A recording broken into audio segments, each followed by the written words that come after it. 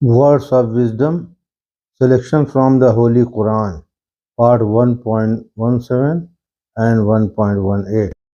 Part 1.17 is Surah An-Nisa, Ayat 32, which is about jealousy and equal rights. Part 1.18 is Surah An-Nisa, Ayat 36, which is about worship Allah, good conduct and humanity. Quran wisdom यह काम सबके लिए कुरान का मतलब और पैगाम आसान उर्दू और अंग्रेज़ी में पेश करता है। This work presents the Quran meaning and message in simple Urdu and English for all readers. आइए देखते हैं कुरान विज़डम पार्ट 1.15 सूरह अन-निसा आयत number 32 translation in Urdu and English.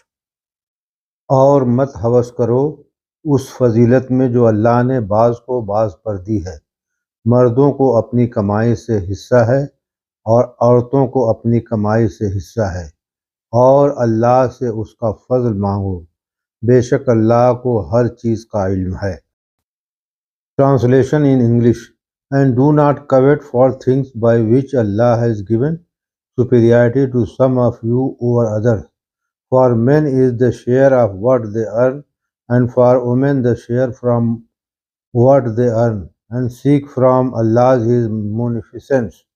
Indeed, Allah knows everything.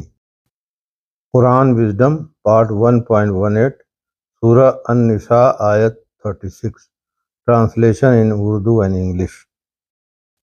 और अल्लाह की बंदगी करो और किसी को उसका शरीक न करो, और माँ बाप के साथ नेकी करो, और रिश्तेदारों और यतीमों और मिस्कीनों और करीबी हमसाया और अजनबी हमसाया और पास बैठने वाले और मुसाफिर और अपने गुलामों के साथ भी नेकी करो।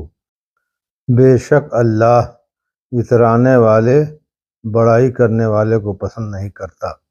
Translation in English and worship Allah and do not ascribe any partner to him, and be good to parents and to relatives and orphans and the needy and the related neighbor and the unrelated neighbor and the close companion and the traveler and your bondwoman.